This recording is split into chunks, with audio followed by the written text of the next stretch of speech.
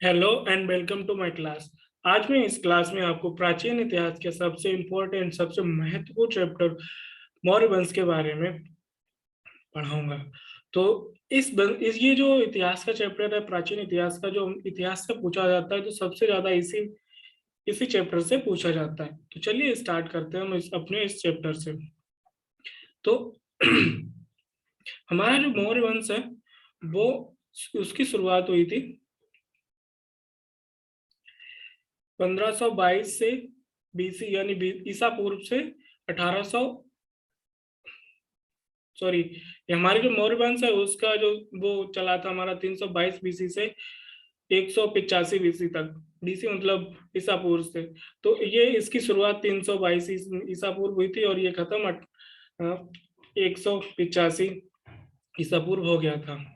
अब क्योंकि ये इतना पुराना वंश है तो इसकी कुछ ना कुछ जानकारी के स्रोत होंगे, ऐसा तो नहीं इतने दिन से लोगों की जबान पे आता चला आ रहा है। तो इसके जो जानकारी के स्रोत है ये कुछ साहित्यिक स्रोत है, जिसमें अर्थशास्त्र है, इंडिका, पुराण है, मुद्रा राक्षस और जो बौद्ध और जैन साहित्य है, बौद्ध जैन ग्रंथ है, उनसे हमें इसकी जानकारी मिलती है। तो ये तो सारे हो गए अर्थशास्त्र, ये जो साहित्यिक स्रोत हो गए, अर्थशास्त्र है, ये राजनीतिक का, ये इंडिका, ये बाहर के जो एक यूनानी आया था मैग्नस तीज ये जो आया था वहां से, और पुराणों में मिलता है मुद्रा राक्षस और बौद्ध जैन ग्रंथों में। यहाँ इन लोग इन सारी बुक्स में ये जो बौद्ध वंश है, जो मौर्य वंश है उसके बारे में मिलता है। उसके बाद जो पुरातत्व भी, जो खुदाई में हमें जो कुछ चीजें मिली हैं, जैसे शिलालेख, अशोक ने बहुत सारे शिलालेख बनवाए थे तो वहां से शिलालेख से भवन बनवाए थे, भवन, स्तूप है, गुफा, मृगभंड है इत्यादि। यहाँ से इन चीजों से इनके बारे में जानकारी मिलती है। और जूना, खासकर जो जूनागढ़ के अभिलेख है वहां से बहुत सारी जानकारी यहाँ पे मौर्य वंश के बारे में मिलती है हमको। तो ये सारी चीजें हैं, यहाँ से हमें मौर्य वंश के बारे में जानकारी मिलती है।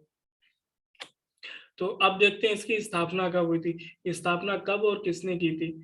तो जो इसकी मौर्य वंश की स्थापना है वो चंद्रगुप्त मौर्य ने की थी। वो किसको, घनानंद को हराकर। घनानंद एक बहुत शक्तिशाली राजा था, तो उसको जब चंद्रगुप्त मौर्य ने, कौटिल्य जो उनके गुरु थे, कौटिल्य की सहायता से चंद्रगुप्त मौर्य ने हराया था घनानंद को। इन दोनों लोगों ने उनको योजना बनाई, और कौटिल्य क्योंकि एक शिक्षक थे और उन्होंने चंद्रगुप्त मौर्य जो उनके शिष्य थे उनको ये सारी चीजें इन लोगों ने बनाई। एक योजनाबद्ध तरीके से घनानंद पर आक्रमण कर उनको मार दिया और वहां पर अपना एक राज्य स्थापित कर लिया। जब चंद्रगुप्त मौर्य 322 ईस्वी से 322 से 273 ईस्वी तक जब इनका राज्य चला, तो इन जो चंद्रगुप्त मौर्य हैं ये एक बहुत ही कुशल राजा के तौर पर उभर कर आए। और इन्होंने अपना जो राज्य है वो पूरा बहुत ही बड़ा इसे राज्य में कन्वर्ट किया। इनका इधर राज्य में कर्नाटक से बंगाल, यहाँ दक्षिण भारत तक कर्नाटक, इधर बंगाल से अफगानिस्तान और इराक तक इनका, अफगानिस्तान के लास्ट बॉर्डर है, और इधर जम्मू कश्मीर। तो इतने बड़े राज्य में इन्होंने अपना राज्य का विस्तार कराया किया था। अब आप बात करते हैं इनका जो, इनको कैसा माना जाता है, किस कास्ट से माना जाता है। तो इनको चंद्रगुप्त मौर्य में जो जैन और बौद्ध जो ग्रंथ हैं वो इनको क्षत्रिय बताते हैं, बाकी जैसे मुद्रा राक्षस और पुराण है तो उसमें इनको शूद्र बताया जाता है। अब जैसे ये जो बाकी जो दूसरे ग्रंथ हैं, जो दूसरे ग्रंथ जैसे जो इंडिका है, तो उसमें ये जो यूनानी ग्रंथों में इनको एंट्रोकोटस लिखा जाता है, बोला जाता है ये यूनानी में। यूनानी धर्म ग्रंथों में, यूनानी जो ग्रंथ हैं उनमें इनको एंट्रोकोटस नाम से मिला जाता है, नाम मिलता है इनका। इनको विलियम जोन्स ने इनको बताया कि जो एंट्रोकोटस है वो कोई और नहीं बल्कि जो चंद्रगुप्त मौर्य हैं वही है। तो अभी इनका जो सेल्यूकस था ये सिकंदर का एक, अब देखते हैं इनका सिकंदर जैसे जो पश्चिम के अरब के जो यूरोप के राजा थे सिकंदर, तो उनके जो राजा, वो जब हाँ जो घनानंद के साथ युद्ध युद्ध करके जब ये पूरा चले गए, तो अपने सेनापति सेल्यूकस को वहां छोड़ गए, और इनका युद्ध हुआ 305 बीसी में मौर्य के साथ, चंद्रगुप्त मौर्य ने। तो और तो उसमें ये हार गए। तो उसमें जो मैगनेस्ती मैगस्थनीज है, उसमें क्योंकि ये पहले सेल्यूकस के राज्य में थे, तो सेल्यूकस के दरबार में थे। उसके बाद जब ये हार गए, तो उन्होंने 500 हाथी, ये हाथी है, तो उन्होंने 500 हाथी और हेलेना, पुत्री हेलेना की का विवाह जब संधि हुई, तो उसमें ये लिखा मैग्नेस्टीज उनके दरबार में आया, चंद्रगुप्त के दरबार में आया, और 500 हाथी और पुत्री हेलेना का विवाह चंद्रगुप्त मौर्य से करा दिया गया। ये कौटिल्य की सहायता है, ये कौटिल्य की बुद्धिमत्ता यहाँ पे दर्शाता है कि उन्होंने मैट्रिमोनियल्स विवाह विवाह संबंध बनाए चंद्रगुप्त मौर्य और सिकंदर के साथ, जिससे वो लोग सेल्यूकस द्वारा यहाँ भारत पर आक्रमण ना करें। तो अब आगे वो जस्टिस और प्लूटार्क जो है वो बोलते हैं कि 6 लाख की सेना के साथ भारत को रौंद डाला। तो ये कौन बोलता है? कि जस्टिस और प्लूटार्क। जिसमें था क्या कि इनके पास 6 लाख की सेना थी, और इन्होंने पूरे भारत को 6 लाख की सेना के साथ 6 लाख जो सेना थी अपनी चंद्रगुप्त मौर्य के साथ, उन्होंने पूरी तरीके से भारत को कब्जा कर लिया था। कहाँ से? बेस पश्चिम बंगाल से लेकर अफगानिस्तान, इराक तक इन्होंने पूरा जमा रखा था।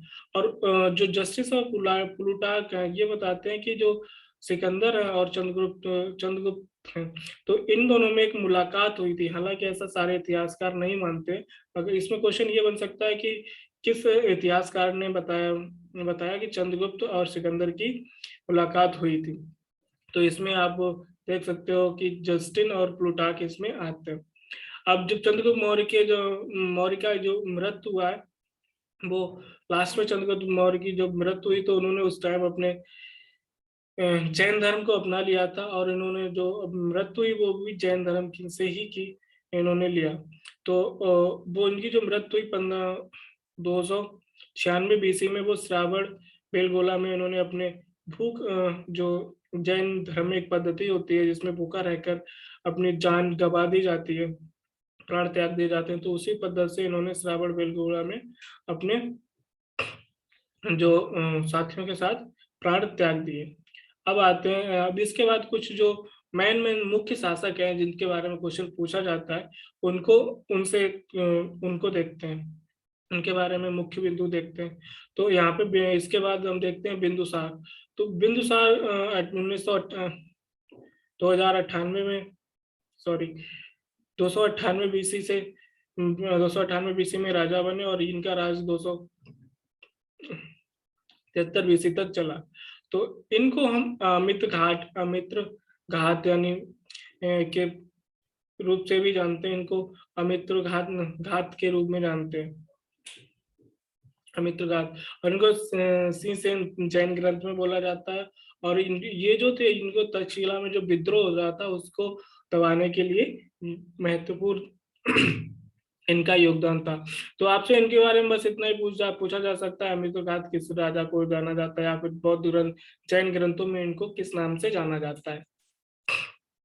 हाँ, और आगे देखते हैं कि इनके भी, क्योंकि चंद्रगुप्त मौर्य ने भी सीरिया है, यूनान है, उधर से लोगों को सीरिया है, अरब देशों से भी इन्होंने, और मिस्र जो अफ्रीका में आता है उधर से भी अपने संबंध बना रखे थे। तो वहां से भी इनके भी संबंध आगे चलते रहे। तो ये इनसे पूछा जाता है कि जो आपसे इन्होंने जो अमित्र घात है बिंदुसार, इन्होंने सीरिया के राजा से सूखे अंजीर और अंगूरी शराब और एक दार्शनिक मांगा था, जिसमें सीरिया के राजा ने सूखे अंजीर और अंगूरी शराब तो भेज दी थी, लेकिन दार्शनिक देने से मना कर दिया था, क्योंकि उनको यहाँ ऐसी परंपरा नहीं थी कि आप किसी अपने दार्शनिक को दूसरे दूसरे के यहाँ या दूसरे देश में भेजो।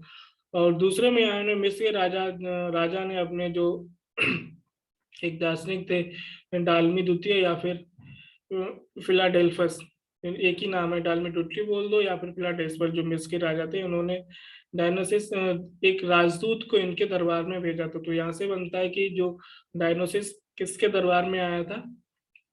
तो आपको आ जाएगा बिंदुसार के दरबार में। तो किसने भेजा था? डालफेसिस या डालमी द्वितीय ने। और यहाँ सीरिया के राजा ने, किस राजा, कहाँ के राजा ने आप दार्शनिक देने से मना कर दिया था? तो वो सीरिया के राजा ने। अब आते हैं, अब जो दूसरे दूसरे राजा हैं जिनके बारे में अब क्वेश्चन आ जाता है, वो है अशोक, जिनका 1600 269 बीसी से 232 बीसी तक इनका राज चला। तो वो 269 में ये बीसी में वो राजा बने। और ये राजा बनने से पहले अवंती क्षेत्र के राज्यपाल थे। तो ये क्वेश्चन बन सकता है कि अशोक राजा बनने से पहले कहाँ के राज्यपाल थे? और जो तो इनका जो नाम अशोक है, अशोक का नाम जो अशोक है वो मस्की और गुर्जरा अवले के वहां से मिलता है, कि उसमें जो वो है, तो उसमें इनका नाम अशोक मिलता है।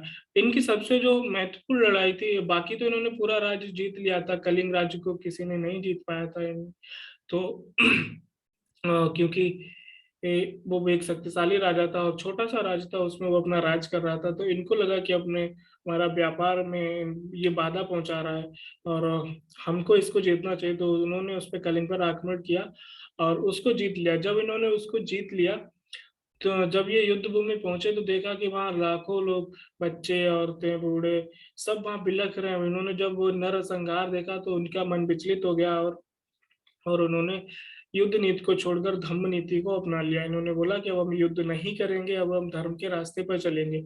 और ये सब जो वर्णन मिलता है वो उनके 13वें शिलालेख में मिलता है। और यहीं से इन्होंने अपना धर्म, जो युद्ध है उसको छोड़ के धर्म की नीति पर आगे बढ़े।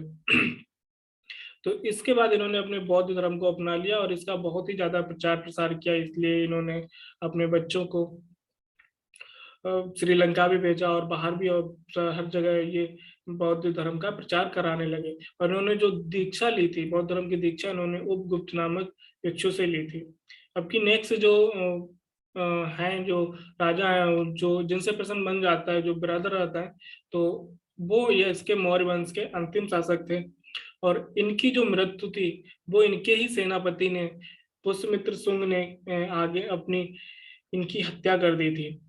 एक अब इनकी हत्या के बाद, क्योंकि ये राजा थे, इनकी हत्या के बाद ये वंश पूरी तरीके से समाप्त हो गया और यहाँ पर मौर्य वंश का अंत हो गया। तो इसी ये कुछ क्वेश्चन है जो आपसे, ये इतने कुछ पॉइंट बिंदु हैं जिनसे आपका क्वेश्चन बन सकता है। आपके एग्जाम के पर्सपेक्टिव से ये महत्वपूर्ण हो जाता है। और इससे ज्यादा इस एग्जाम के लिहाज से इतना ही आपके लिए काफी है। इससे ज्यादा क्वेश्चन आता नहीं है। तो इस क्लास में इतना ही। आगे मौर्य प्रशासन के बारे में मैं दूसरी क्लास में आपको पढ़ा आपको पढ़ाऊंगा। तो यहाँ तक ही। Thank you.